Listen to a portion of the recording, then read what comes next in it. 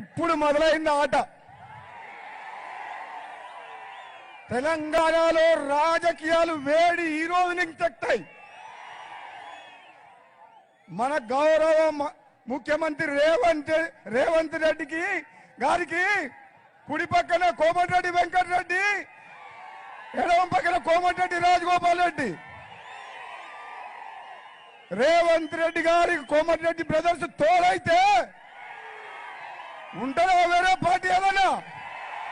డిపాజిట్లు వస్తాయి ఎవరికైనా?